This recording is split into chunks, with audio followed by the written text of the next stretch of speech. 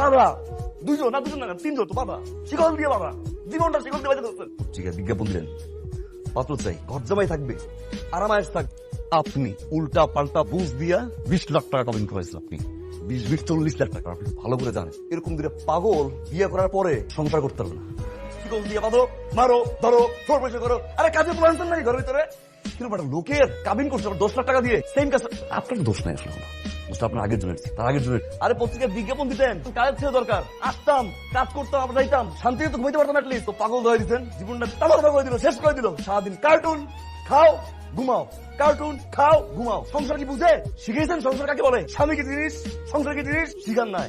আদর আল্লাহ দিয়ে মাথায় উঠে ফেলছেন। একটা পরিবারে শিক্ষা আসে তার মার কাছ থেকে। এই জায়গায় যখন গলদ হয় তখন জেনারেশন কি হবে? পুতুল মনে হয়, রিমোট মনে হয় আমাদেরকে না। জামাই মানে কি রিমোট?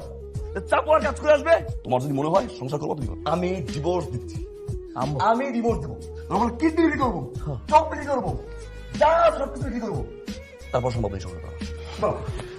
বাবা তোমাকে সব কাজ করবো আমি করে, আমার মেয়ে দুজন সাইডে তোমরা জানো, তোমাকে সাহায্য যাবে না। আমার তুমি মাফ করে দেবো বাবা, আমারই ভুল হয়ে গেছে। তুমি ঠিক বলছো বাবা, সত্যিকারের শিক্ষা মার কাছ থেকে নিতে হয়। আমি বুঝি নাই, আমার ভুলের জন্য তোমরা আমার মেয়ে দুটারে শাস্তি দিও না। তোমরা তোমাদের মতো করে ওদেরকে তৈরি করে নাও, আমি এখানে কিছু বলবো না। আমারে তুমি মাফ করে দাও।